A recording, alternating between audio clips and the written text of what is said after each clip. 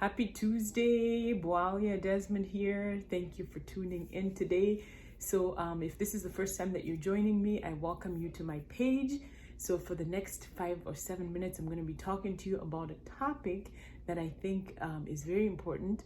This topic was inspired by an intimacy summit that I watched a segment of that my husband had sent me a recording for. And I titled the message today, Are you surviving or truly, are you existing or truly thriving? Are you existing or truly thriving? So this is to do with marriages, right? So if you're a married couple, listen in. If you're married and you're the only one listening in, listen in and then share it with your husband if you find this information valuable, right? So this couple that was on there was talking about emotional connection, the importance of emotional connection, which then leads to physical connection, right? Because in marriages, we have all these distractions right now.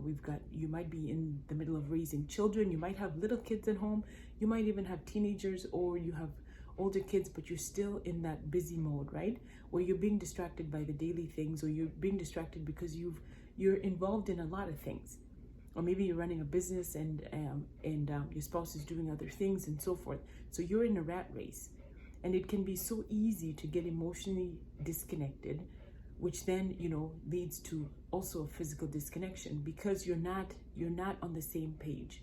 When we can communicate emotionally, when we can tell each other our emotional needs, when those needs are met, everything else becomes easier. And when you have children living in your household, those children want to see that emotional connection between their parents because it gives them a sense of safety. It knows that the parents are okay. They don't have those insecurities of wondering, are my parents gonna get divorced because they keep fighting or because they're raising their voices and so forth. When you can communicate and your children can see that there is a great intimacy and emotional connection, they feel safer. And that can also go in terms of your spouse. So does your spouse know what your needs are? Are you able to speak openly and freely about what it is that you're lacking, what it is that you need, what it is that you want them to give, and what can you give as well? Asking them too, what do they need? Because when we're disconnected in that area and when we assume that our spouse should know what it is that we want, there is a disconnect.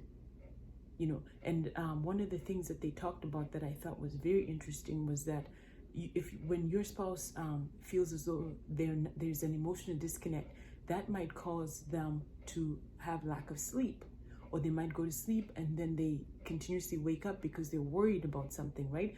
Most people who don't sleep are worried about something, and that keeps them up at night. So that could be your spouse. Just being aware, but being intentional, and you've got to communicate. If you've never heard of the 5 Love Languages, that's a book by Gary Chapman, The 5 Love Languages. Communicate what your love language is to your spouse.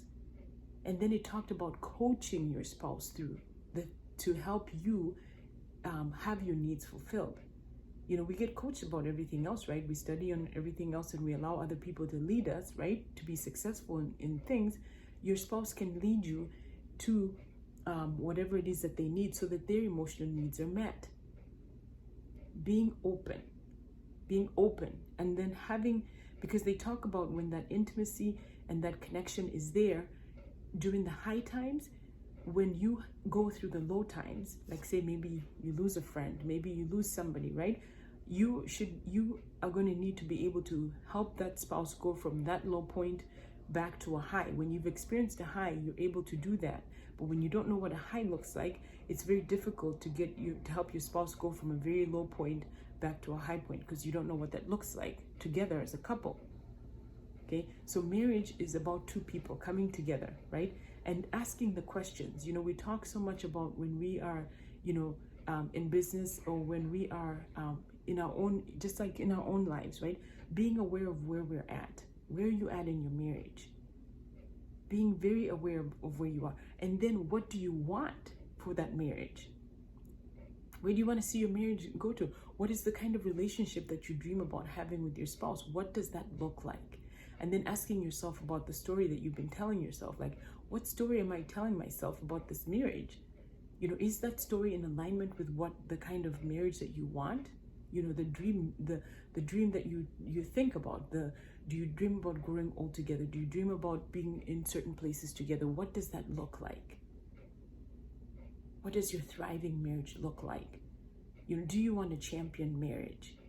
Because it takes two, right? So you're in this championship team, you're working together. Or do you want one that looks like a rec league? You know, you're just like, well, you know, we're casual, you know what, it doesn't really matter, you're not sure, you only tell your spouse certain things and so forth. What kind of marriage do you want? You're really in control of that. So just being open, being aware of where you are, asking yourself, what kind of marriage do I want? And then communicating that to your spouse, making sure and understanding too that just because you have an aha moment of maybe what they say to you, that, oh, you know what, I really would like it if you did X, Y, and Z, that your spouse needs to know that that's not going to change overnight. Just like anything else, it takes work, and allowing grace to happen, so that if you, you know, you take some steps forward and you end up taking some steps back, your spouse needs to allow you that grace to know that, you know what, it's not going to be easy, because it's not natural. It's something that you're needing to work on, but it can take time. So you decide for yourself what kind of marriage you want, being aware of where you are, starting the work, and then just really setting yourself up for an incredible marriage versus one that you're just settling for. So if you want, I think this summit still goes on tomorrow, so if you'd like to tune in on to the next day, let me know and I can give you the link. I think for sure you can get the recordings too, so you can get into the recordings and watch it from day one. I only watched that segment. I think there was 11 couples there today, and then I'm not sure how many are going to be on tomorrow. But so I thank you for tuning in, and I will see you tomorrow.